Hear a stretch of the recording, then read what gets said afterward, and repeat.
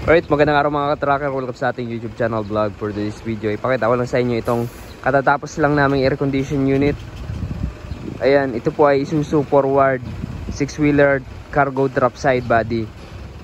Okay, so sa mga naghahanap ng Japan surplus truck, dito po sa Calipil Marketing Corporation nagbebenta po ng Japan surplus truck. Ayan, dito lang po kami matatagpuan sa Barangay Mambugdos, Bacoor, Cavite. Ayan, so ito pong unit na to, pakita ko po sa inyo para magkaroon kayo ng idea. Ito po, ayan, diba? Color yellow. Ayan, fully repaint po yan, pina-repaint sa kulay na yellow. Ito yung gusto ng client. Ayan po, fully recondition na. Ito yung loob.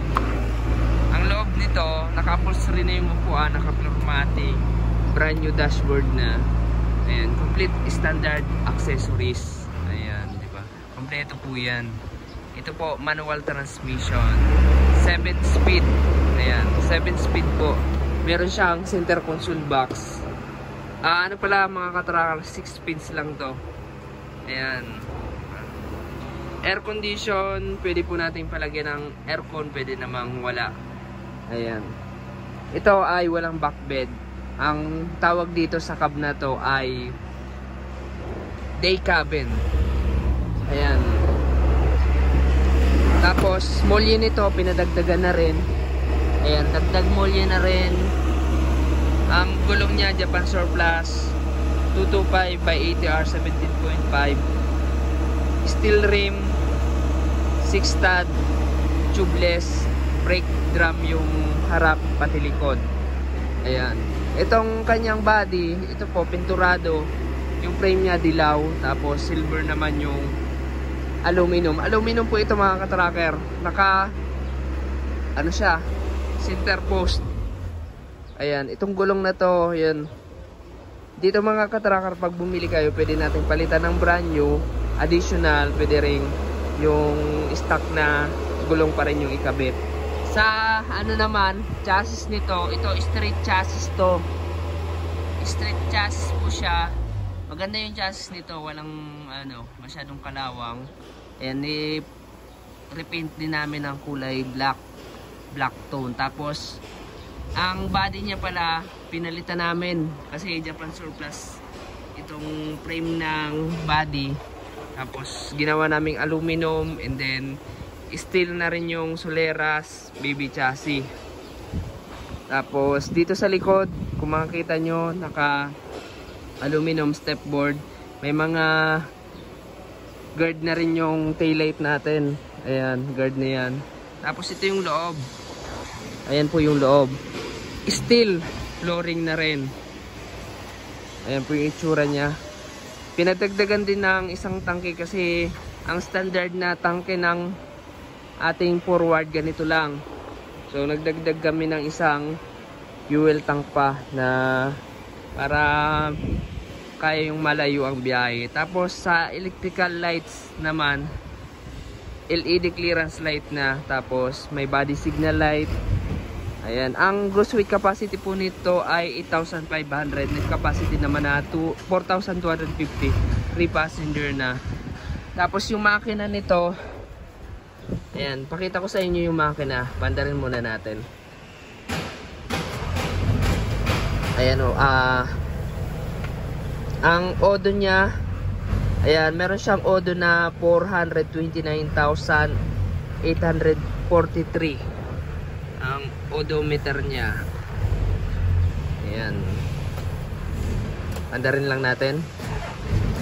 Ang ganitong unit mga katracker pag Japan surplus truck, ganun talaga yung mga odometer niya, medyo matataas na. Mas maswerte kayo kung makuha nyo mababa. Ayan. Tapos check natin yung kanyang makina. Sa makina naman kapag recondition, tinutune up namin, change oil namin. Ayan. May kasama na rin ng tools yan, jack and tie wrench. Tapos spare tire remover. Sa makina ganyan yan, hindi na namin pinipinturahan yan yung makina. Tune up lang namin, change oil. Ayan, inline injection pump to. Ang makina niya ay 6HL1 na mechanical engine, naka-inline injection pump. Ayan po, iwawashing pa namin ito, iwawashing pa namin para matanggal yung mga alikabok sa makina. Ayan po yung andar niya. Ayan, punta natin. Ito yung kabila. Ayan, dipstick. Medyo malikabok lang.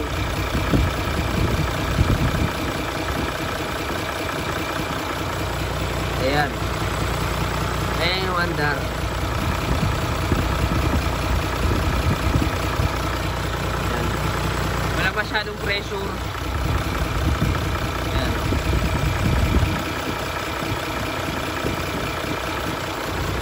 Tapos yung ano nito mga ka-tracker, yung kanyang coolant, tubig ng radiator, coolant yan. Nahaluan namin ng coolant para maganda. Tapos pina-flashing na rin namin. Tapos itong ganito, may warranty to. Pag bumili kayo dito, may warranty po siya. Kaya garantisado.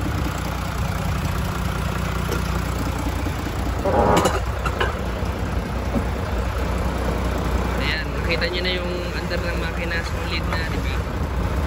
May warranty yan kapag nagka-problema. Pero dito sinecheck naman, may QC naman kami, quality control inspector, para tingnan talaga kung nasa maayos na kondisyon or nasa roadworthy standard.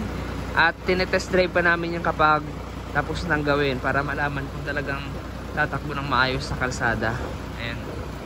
So yan mga ka-tracker, ang ganitong unit nagre-range to ng 1.3M to 1.4M. Ayan.